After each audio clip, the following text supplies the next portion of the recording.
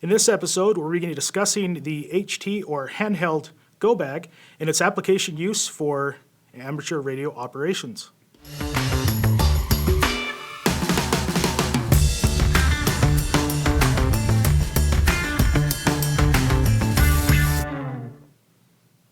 Hello, my name is John Jacobs, W7DBO, and this is the Field Radio Podcast with the Ham Radio 360 Network. And this is a live stream, so those that are in the chat room watching this live, go ahead and give me a comment and let me know if the audio sounds good and if everything is coming over as expected. So, we are going to be talking about the HT GoBag and its application and use for amateur radio. Like I mentioned, this is the Field Radio Podcast, so I'll go ahead and give a plug for our podcast that airs every other Thursday on the Ham Radio 360 Network. You can subscribe to that podcast by going to your favorite podcast player or watching the episodes here in the YouTube channel, or you can go to fieldradiopodcast.org for other subscription information. And I'm checking there on the chat, and it looks like audio and video are great, so thank you very much. So let's go ahead and get started. First of all, let's define what a GoBag or GoBox is. So in general terms, it is an organization of equipment put into a bag or a box for a designed purpose. That's really as general as it gets. You're taking gear and you're making it portable, and it has a defined purpose. And that's the most important part of any field GoBag or GoBox, is you have a defined purpose. So let me bring up a slide deck here. And so if you've listened to my podcast before, I've talked about this. I have some goals for operating. And my first goal is get on the air. And my second goal is stay on the air. All too often, especially with special service events, we see stations that get on the air and then they go off the air. So the second goal is very important. Get on the air and then stay on the air. And then be an effective communicator, because being on the air does not accomplish your mission. Being an effective communicator does. And then lastly, have fun, because if this isn't fun, why are we doing it? And if it's an emergency situation, if you're not at least relaxed and comfortable in what you're doing, you're not going to be an effective communicator. So my philosophy of use with the Handheld GoBag is to facilitate two-way communication. And it's also to maintain that two-way communication. And it's to have basic supplemental tools that help me either facilitate two-way communication or maintain two-way communication. And then what you always want to do is a good way of philosophy of use is not only define what it is, but also define what it is not. And so this is not my primary form of communication. A handheld is a deficient item when it comes to field communication. It's very low power, and the only benefit that it does have is portability. Now, if your mission is portability, then this is what you want to be able to use. But I have other forms of communication. I have other forms of handhelds. So this bag for me is my kind of, I would guess you would say, emergency bag or a go-to bag. And then also this bag is not basic life survival gear. This is not my survival kit. Now, granted, your survival kit may have a handheld in it, but if we took the survival kit, it would go from this size to this size, and then it would be very luggable and very large. So we want to make sure that we don't try and define this as being also our survival kit. Now, granted, there are some carryover with some items in here, especially tools, and so, but that's okay as long as you have the space and it complements your communication. So let's outline what this bag is. It has the radio, antenna, power, and accessories. It has cell phone, because the cell phone to me is my primary form of communication device. And as long as I'm in cell service and the cell network is working, then yes, your cell phone is your primary form, and you need to have items in here to help maintain that. And then you need to regenerate your power, either through solar or external power. Now, also, I mentioned we have some tools in here. So we have some lights, small tools, paracord, note-taking, GPS, stuff like that, things to help facilitate the communications. Now, I skipped a slide here, so we're going to go ahead and roll back. There we go. So let's define also what field expedient equipment is. First of all, it's modular. So, like I said, this can complement and sit alongside a survival bag or a mobile VHF, UHF bag or my HF bag. So everything can be modular, because here comes the issue. If you take all the equipment that you could possibly ever need for any mission or purpose in the field and put it into one bag or box, you're not going to be able to lift that box. And if you do, you're going to be so burdened by all the equipment in it that you're not going to be able to perform effectively. So you need all of your equipment to be in a modular format so you can pick and choose at time of go, time, or loadout exactly what is my mission and what are the items I need to accomplish that mission. So another item for field expedient equipment is it needs to be portable. Now, this is going to be defined by, first of all, your personal preference and the mission. Portability to a person on a SOTA activation is an ultra lightweight man pack where ounces count. Or it may be a vehicle load. Or in the case of an Ares MCOM activation, it may be the trailer load. Or in the case of the military, it may be a forklift in a C-130. You define your portability, and as long as it meets your mission, that's your portability. Now, you also want to have everything tested. In the field is not the time to figure out that the system doesn't work or the components you selected to put together don't work together, or they're missing some type of adapter that goes with it. And so you want to have this stuff tested. The best way to test it, and the easiest way, is take your loadout, go into a completely separate room in your house, and start assembling it. And start putting it together and decide, how many times did I walk back into my shack and grab that one missing item? And then you know that your loadout is not accurate. Or go into your backyard. You don't have to make this a big deal. Just go in your backyard, try setting it up. Observe if you can set up your equipment and operate it without having to walk back in the house or go to the garage for something missing. So you also want your equipment organized. And if you can't tell by that picture up there, that is a sock drawer, and that is a highly organized sock drawer. That is the level of organization you want with your equipment. If your equipment is that organized, when it comes time to roll out, you will be able to quickly grab the equipment you need for the mission you need, and you know you have everything in your organized gear because it's very organized. Then once you get in the field, you're not encumbered by unorganized equipment and not knowing which bag or what item everything is in. Now, the last item is your equipment needs to be understood. Not only understanding its capabilities and what it can and can't do, but you also need to know how it works and what menus work and how it functions and how to operate the equipment. And this comes with time and testing. So like I said, going to the backyard, going to the park, those are ways you can do time and test this equipment. Now we'll come back here to full screen. So in the chat, I see we got some chat going on. And so hello, Keaton. That's my son. He's tuning in. And also looks like we have Cal in here. Welcome, Cal. We've got a couple other people. So we're going to go ahead and talk about this. Now, as I go through the item, we got some people in the chat room, and then also everybody that's watching this and archived. As you see things that you like with your HT GoBag, go ahead and throw a comment in there and share and collaborate with the people that are listening and the people that will be watching this in archived format. Now, also, while you're there, I'm going to put another plug in. Go ahead and subscribe to this channel and give me a thumbs up. That helps with you getting notifications of when we do live events like this or when we upload product reviews and other tutorials. And so go ahead and do that, and we will get moving on here. So let me bring up the overhead camera, move the mouse out of the way. And what I'm going to do is I'm going to break down this box.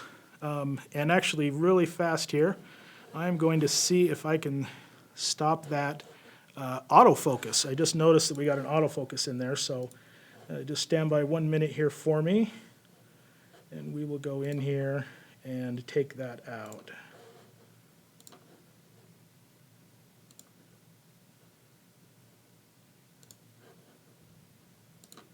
There we go. Much better. Just the lighting too. Get this working for us here. There we go. Okay, we're back on now. Okay, so this is my bag. This is a Cabela's. It's a duty bag. These have been going for $10 during this Christmas season. And also you'll find these randomly there at Cabela's in the bins. So I like these bags. I have a lot of these bags that work very well. So what I'm going to do is I'm going to walk through, I'm just going to basically blow this bag up, go pocket by pocket and kind of explain what we have here. So I'm going to stop with start here with the top and just kind of start walking through items. So first of all, I have business cards that I keep, plenty of them around. So this is good if you need to take notes on the back, or if you're talking to somebody and say, here's my contact information. So that's always a good thing to have. I did a review on this, and you can see this on the YouTube channel. This is my gaff tape roll. You take an unused credit card or gift card and start wrapping gaff tape or duct tape. I like using gaff tape because it comes off and plays a lot easier, and it's easier to tear in the field. So instead of packing that huge roll, you just take this gaff tape, and there we go. So we got that. And then to follow up with that, here is my electrical tape roll, which I also had on that same YouTube channel. This is just electrical tape wrapped around one of these favorite shopper cards. That's how I got it so thin. If you have a full-size card, you can just wrap multiple lines. And so there's my a tape, nice, compact knife. So like I said, we got some tools that might carry over, but so I keep a knife right there on top, so I don't have to dig through these pockets. I can see my knife. And then here's a jump drive. This jump drive has all of my FL Digi, all my Chirp, all my programming software, all my repeater list, everything. So if I happen to come across the computer, all my manuals are all in format, so I keep it on a jump drive. And so I know, worst case scenario, I have something there. So I'm going to go ahead and switch full screen. Sorry, I forgot to do that. There we go. That'll give you a little bit better view. So here's my lanyard. So I keep my ID clipped to this in one of these try to get kind of travel pouches or ID pouches. You keep your ID or whatever IDs you have. Keep it on the lanyard. Now here's something that I just kind of threw in here, and I will find a use for these later, but these are just little carabiner clips. Great for doing whatever you need to do, and you just keep a kind of a grundle of those in the pocket. And so that is finishing out this top pocket. So let's go ahead and dive in to the meat of the bag. So we talked about generating power. So I have a Goal Zero Nomad 3.5. This is a very small solar panel, but it fits in the bag, and so it does what it needs to do. Now, this one will charge directly off a USB, or you can use what's called the Guide 10. And so this is either AA or AAA, so you go from the solar panel to this, and it'll charge batteries. But the nice thing about this is it not only has the input from solar or from other power, but it also has output. And so I can be charging batteries and using this output at the same time to keep my cell phone going, or if I'm charging batteries to keep my HT going. Now, a couple smaller accessories here I have is just the cable that goes between the solar port and this Guide 10, and also a USB, so if I happen to need to charge these batteries based on a car battery or whatever I've got, that will work. And then I also have a couple items. This is a little Turnigy USB power meter. When I plug this in, this will just tell me what output I'm getting out of the solar panel. That's always helpful, especially these really small ones, to see if you're even getting enough power to start charging.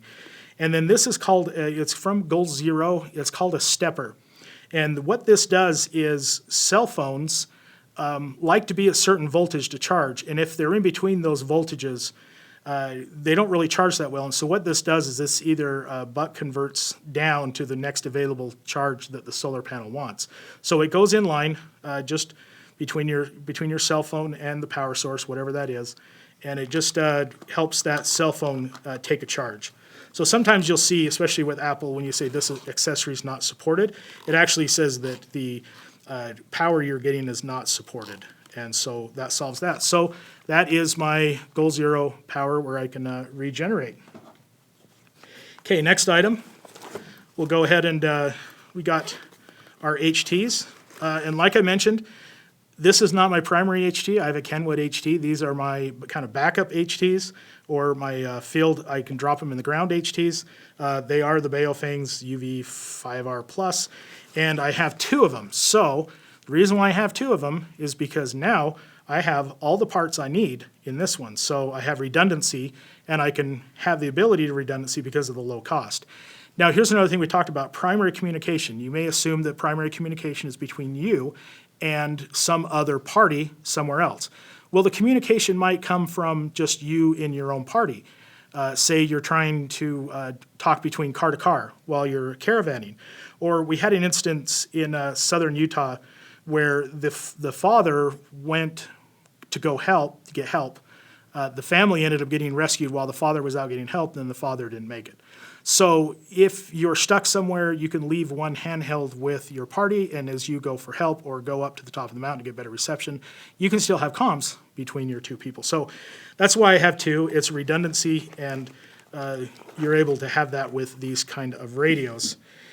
Next item I have is we'll start getting into some antenna options. We will say here, this is, I've got a couple things here, so I'll go ahead and slide this out of the way. This is an MFJ mag mount BNC mag mount antenna for your car. So you pack this, you take this, you put it on top of your car, run your line in, or say you're at a MCOM place or whatever you're doing, you take it and put it on a filing cabinet. That gives you an external antenna for your HT kit. Now I have some adapters. First of all, the adapter makes it to some radios, and then also the BNC makes it to what I have here, and this is a great item, is the signal stick antenna that's made by our friends here in Utah. So this is another form of antenna I can use for the kit, or I can use it to mount on top of this and use this antenna in an external. So I'll go ahead and set all that aside. So there we go. And I noticed we did have a question about why aren't we charging HTs off of USBs. I'm starting to see more of that where there are USB chargers that plug into the base of your charger. And so that is starting to come out more. Okay, so my next item, like I said, tools supplementing communication. I have a GPS because if I'm going to communicate, and especially in an emergency situation, I need to say where I'm at, and I'm not going to try and power on my cell phone and hope that the GPS on the cell phone is providing me any sort of accuracy. So I know I have my GPS, and also I can do more things with this GPS. It's more reliable. Say I need to go up on top of the hill and get communications. I can mark the exact location of where we were, and so now I have the GPS readout of where I am and where the stranded vehicle is, and so that's the reason why I have that GPS, and then also just a charge cable for it. Now this runs on AA batteries, so I'm able to just use the batteries that I have in the kit. Okay, next item, we talked about redundancy. So not only do I have two HTs, but I also have two HT bases. So this is the base. This is the DC, so I can plug this into 12 volt and charge, or this is the AC, and I can plug into AC and charge. So even in this kit, I assume that what happens if I do come across power, I can still use AC. So you don't want to exclude one form of electricity just because you haven't imagined that you are going to be somewhere without electricity, because when you do have power, you can use the AC. So that is the kit, and I like using these base charges, and this is where I mentioned someone asked about the USB. This is where I'm starting to see cords that go from here to USB to allow you to charge from USB power. So I'll set that aside over here. And we talked about redundancy, so this is the same thing as what I just showed you, base, AC charger, DC charger. Okay, last couple items down in here. This is an RH660S antenna. This one was an antenna shootout, and I'll try and find that document and share it with you and put it in comments. But this antenna was the one that had the most gain for HTs. Well, here's the thing. It's one of these telescoping antennas. So a word of caution on this, especially if you're using a Baofeng or any Chicom radio. They are very sensitive at this base. You get this thing whipping around, first of all, you may break this antenna, but second of all, you may break the connection inside your radio. So I treat this as this is the last resort of device when I'm trying to make communications. And so, of course, with redundancy, we have two radios, we have two chargers, we have two antennas. Same thing, and that is the RH660S. Okay, so back to the bag. We now empty the internal part. So we're going to go ahead and work around the bag, starting on this side. So this is where some supplemental tools come in that I've found. It just works better that it has this. So I have just a headlamp. That's easy. And I make sure that it runs off AAA. I don't want to get any interesting battery types in the field like that. Some paracord, some cordage, fits in there nicely. Some Velcro ties. If you listen to one of my tips and tricks, I espouse the evils of zip ties in the field. So I have some Velcro ties in here just to wrap things up as I need to. And then I start with the battery parade. So these are containers that hold either AAA or AA, and the way you face them, you can tell them whether you've used them or not. And so I just keep a stack of AA and AAA batteries because my radio will run off that, my headlamp will run off that, my flashlight. I can use these to charge my cell phone. Because of the Goal Zero Guide 10, I can plug in 4 AA's and charge my cell phone off that. So I just keep a grundle of those down in the box. So, and then I also have a traditional flashlight. Once again, this flashlight runs off of AAA's. I don't want any special CR122 whatever I don't have any more of battery. I want to keep everything standardized across AA and AAA. So that empties out that pocket, and there's a side pocket here I don't have anything in. So we'll go ahead and move over to their side. This bag's starting to get much lighter. Okay, so once again, multiple power sources. This is a DC 12-volt socket to clamshell device. This replaces the battery on the radio. And so now, if I have a car battery or I have any 12-volt source, I can be running the radio. And this helps because a lot of times with the batteries, if you try and charge the battery the same time you're using the battery, that causes interference. And then, so this is really good. It takes the battery out of the equation. And so that's a must-have when you're dealing with multiple power options. And once again, redundancy. Same thing, 2 radios, 2 DC connections. Now we'll get into cell phone. I'll set that aside until we get more into cell phone stuff. Here are the external batteries. These are a little bit larger. So I have not only the batteries in the radio, but I also have 2 external battery or larger batteries that can fit on the radio. And then lastly, rounding out the power front are these clamshell devices. This is where you fit, depending on your radio, either AA or AAA. You fill up this with the batteries, and then you can run your device off. I'll pop it open there so you can see that's just simply you're putting batteries in. Now you have to pay attention. Some of the radios, you have to put a dummy load in, depending on the voltage, and they also tell you what kind of batteries that could be used in these. So once again, redundancy, I have 2 of these. And so really what I have here is I can theoretically run my radio and my cell phone off of AA and AAA batteries. Okay, that empties out that pouch. We got 2 more to go. And then we'll round this out as the table starts getting filled up. Okay, so cell phone, we want to talk about cell phone. Like I said, this is maintaining communications, and my cell phone is my primary form of communications. So I always keep just the cigarette lighter, 12-volt socket to USB. That's going to give me that power conversion that I need, also maybe to charge my GPS and also charge my cell phone. And then once again, you have DC, so we also have AC. So you get every one of these with your phone, just go ahead and grab an extra one, throw it in, because never assume that you're not going to have AC power. Now these little devices I like, and I also keep the regular device too, but it's a multi-function. It's got the old iPhone, but it's also got the new iPhone and mostly new Samsungs, except for the new USB-Cs. So I keep that. I also keep another just standard iPhone cord, because if you're an iPhone user, you understand the fact that these will break routinely and for no reason at all.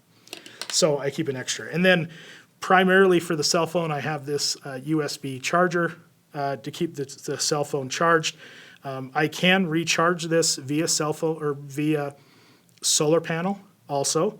So that's a benefit of these devices. And like we mentioned before, if you get a USB to radio device, you can also use this as a very large external battery for your radio. Okay, now into some more accessories for the radios. You always want your nice hand mic, so that's normal. And of course, 2 radios, 2 hand mics. Digging in these pockets here, little single bud earphones for those hand mics, so you can get an ear on it, and then another one. So once again, 2 of everything. And then this is what came with it, the single earpiece kind of talk device. This comes with the radio, so I just went ahead and put those in there also. I haven't really ever used these that much, so. Okay, that empties out that pocket. One more pocket to go. And then we'll wrap this up. Okay, so a couple tools here. This is an item that I found. It's pretty nice. It's got different Phillips and standard sockets. And then, of course, a bottle cap opener, because you wouldn't want to be in the field without one of those. So that's kind of a little tool to have to keep in the hand. This is my favorite tool for the field. It's not bulky like your regular Leatherman's, but it's just the Cabela's small knife. I think you can get them like for about $8, multi-tool. It's got a knife, it's got a couple tools, but it's small enough that you can keep it in your pack or keep it in your pocket. Razor blade, screwdriver that's a multifunction, flips around for standard. These are my favorite type of screwdrivers. And we got some standard antennas. So, like I always say, especially with the Chi-Com radios, the first thing you get is comes with the radio. It's called a dummy load. No, I'm just kidding, but it's really a terrible antenna they put with it. And it's also so stiff that, like I mentioned on the radio, how you have a propensity to break. This antenna is going to really cause that. If you hit the top of this antenna, you might damage your radio. So go ahead and throw those away, but I keep them in here just because I'd hate to leave it at home and then it turns out it was going to work. So here's the standard antenna that I use, just a Nagoya antenna. And of course, we have 2 of them, 2 radios, 2 antennas. Okay, digging into the last final pocket. This is a USB Lite. There's one from Goal Zero that I like. They're a little bit more expensive. They're like $10, I think, when they're on sale. But this was like a little $2 thing I found at Dayton. This part just glows. And so I can take, if my regular flashlights go out, I can use this to just temporarily light or some fixed lighting type thing. And so that works out pretty good to have that in your bag. And then note-taking. So you want to keep notes. And of course, you never trust a pen, so mechanical pencils, a regular pen, when they work, they're great. So some mechanical pencils. And then these little golf pencils, you can get a box of 100 for pretty cheap. I just throw these little golf pencils in. And then extra lead, of course, for different note-taking. And then this is my search and rescue item. This is a laser pointer. It's a green one. And if you haven't heard of this before, this is a good item to have in especially search and rescue, like I mentioned, situations, because the laser light on these, the FLIR operators, say on your search and rescue helicopter, your sheriff's helicopter, FLIR, this lights up very well, and you don't point it at the helicopter, obviously, but if you start pointing to a mountain and start spinning it in a circle, that FLIR operator is not only going to see switch over here. That FLIR operator is not only going to see the circling going on the mountain, but they can also see the line tracing back to where you are. So if you're in low light or no light situation and you hear the helicopter, you can start painting up a mountain side or a rock side, and like I said, you don't want to spin it in the air. You might start lighting up the helicopter, but so a laser pointer is a great finding device to get your search and rescue helping you. And then we'll switch back over here. Last item is, and this is I think the most important item in here, this is my checklist. So what I have in this, I do this for all my bags. You won't be able to read the text here, but So all of my bags have all my items, the date. So at the top it says HT GoBag checklist, revised 2 of 15. So this is the last time that I kind of changed my configuration. And then it has all of the information listed, and I check mark whether it's packed in the bag, or I mark a note that I don't have it in the bag. And then I have a date down here that says, with the lighting you won't be able to see that, but it says last checked. And then over here it says last charged. And so I take this and keep it in the bag, or I keep it on top. And so the minute I pull out that bag, not only can I see when was the last time I checked the inventory on my when I repacked it, but I also can look at it and say when was the last time I charged the batteries, and now I know I need to recharge the batteries. This helps because, like I said, if you get a lot of modular items in your Go kit, you're going to start forgetting exactly what items in what bag maybe. And so this is going to help you. You pull out the inventory item, you say, okay, I know I have this in the bag. Now, the last item that I don't have sitting here with me is all the documents. So repeater book for my local area, my FCC license, different types of family plan, communication plan, local areas plans, a photocopied, very shrunk down manual for the radios, so I can know what, if I need the manual for the radio, stuff like that. So just different documents that you can identify. So we are going to go ahead and wrap up the live stream here, but I'd like to thank everybody that's in the chat room. I see some great comments going on, thank you for tuning in. Also, thank you for everybody that's going to be watching this in archived. And so as a reward for sticking with me here till the end, if you go to fieldradiopodcast.org, and halfway down there is a email subscription. If you subscribe to my email so I can send out notifications of events like this and other items, within a week I will send you a very nice PDF document with all of these items, all the manufacturer parts, items, and everything like that, plus a little bit of what we talked about here today, kind of it as a reward for subscribing to the Field Radio Podcast. And I want to just roll some music here and thank you for tuning in. My name is John Jacobs, W7DBO, and this is the Ham Radio 360 Field Radio Podcast. Thank you and have a good evening.